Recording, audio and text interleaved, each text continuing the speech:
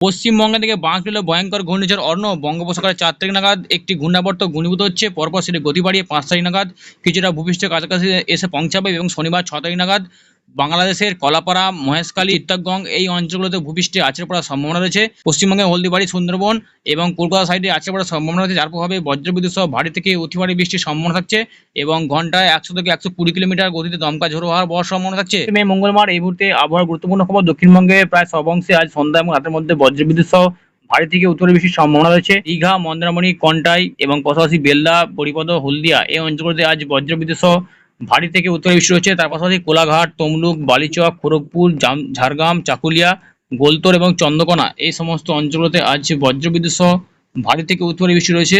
এই গোপীবল্লভপুর, খেজুরি, দীঘা, কন্টাই এই সমস্ত অঞ্চলগুলোতে আজ বজ্রবিদ্যুৎ সহ ভারী বৃষ্টির সম্ভাবনা থাকছে এবং উত্তরবঙ্গে আজ হালকা বিক্ষিপ্ত বৃষ্টির সম্ভাবনা রয়েছে। শিলিগুড়ি, দার্জিলিং, আলিপুরদুয়ার, কোচবিহার এই সমস্ত অঞ্চলগুলোতে আজ হালকা বিক্ষিপ্ত বৃষ্টির সম্ভাবনা রয়েছে সন্ধ্যা এবং বিকেলের মধ্যে।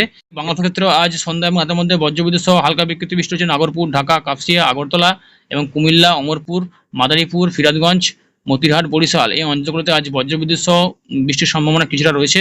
লালমোহন, মাথাবেড়িয়া, কলাপাড়া, চিত্তগং, মহেশখালী এই অঞ্চলগুলোতে হালকা বিক্ষিপ্ত বৃষ্টি রয়েছে এবং সিলেট, শিলং, শিলচর এখানে বজ্রবিদ্যুৎ সহ ভারী বৃষ্টির সম্ভাবনা থাকছে। তো এটা দেখা যাচ্ছে আজ থেকে কিন্তু বৃষ্টি কিছুটা বাড়বে দক্ষিণবঙ্গে এবং পরপর কিন্তু যখন মাস শেষ হবে 30 তারিখ এবং 31 তারিখে বৃষ্টির পরিমাণ অনেকটা বাড়বে দক্ষিণবঙ্গে এবং 1 তারিখ থেকে কিন্তু শুরু হবে ঘূর্ণিঝড়ের বৃষ্টি, যার প্রভাবে কিন্তু বাংলাদেশ সহ গোটা পশ্চিমবঙ্গ বজ্রবিদ্যুৎ সহ ভারী থেকে অতি ভারী বৃষ্টি থাকবে প্রায় টানা 3 থেকে 4 দিন। তো বন্ধুরা এই ছিল আবার সংক্ষিপ্ত একটা আপডেটের কাজে লাইক দেবেন আর চ্যানেলে নতুন থাকলে চ্যানেলকে সাবস্ক্রাইব করে দেবেন। ধন্যবাদ।